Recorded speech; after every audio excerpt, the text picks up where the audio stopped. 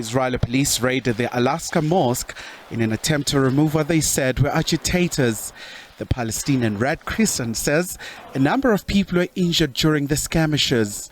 The South African government has condemned these violent acts by the Israeli government against the worshippers and calls for calm.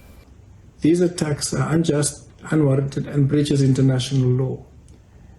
The Al-Aqsa Mosque and the surrounding compound belong to all Palestinians, Christian and Muslim.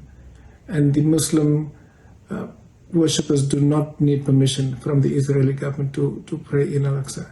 These attacks are again another step that seeks to challenge the status quo of Jerusalem and its holy sites. We call on the Israeli government to desist from these attacks and withdraw from the Al-Aqsa Mosque compound. We also call on the Israeli government to commit themselves to genuine negotiations to end the occupation so that the human rights of all in the region can be secured. Economic freedom fighters have also blasted the chaotic event. We call on all governments, particularly African governments, to immediately suspend trade with the apartheid state of Israel. It has also been 10 years since the economic freedom fighters has called for the South African government to shut down the Israeli embassy. It is simply diplomatic cowardice displayed by this ANC government to only recall the South African ambassador to Israel. Further, Palestinians must be supported to fight back against the vileness and the land thievery of the Israeli government. They must exercise their right to defend their place of worship from those Jewish groups that have called for the slaughtering of goats at the Al-Aqsa Mosque compound as part of the Jewish Passover. Palestinians must be equipped to meet fire with fire.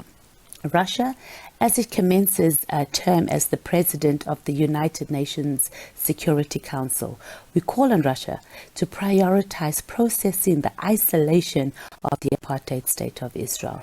The incident has also been widely denounced in countries like Turkey, Canada, Egypt, United Arab Emirates and Jordan. Turkish President Tayyip Erdogan says this is absolutely appalling. He says attacking the worshipping civilians with sound bombs, batons and plastic bullets is a clear sign of injustice. It's clearly seen that behind this wave of violence, which the Israeli administration has inflicted, despite all sincere warnings, there lies the problem it's facing in domestic politics. Israeli Prime Minister Benjamin Netanyahu has maintained that freedom of worship, free access to all religions and the status quo on the Temple Mount. He will not allow violent extremists to change that. Under a long-standing status quo arrangement governing the area, only Muslims are allowed to worship at the mosque. But Jewish visitors have increasingly prayed more or less openly at the compound known to Jews as the Temple Mount. In 2021, clashes at the mosque set off war between Israel and Palestinian militants in Gaza. Khumalo, SABC News, Johannesburg.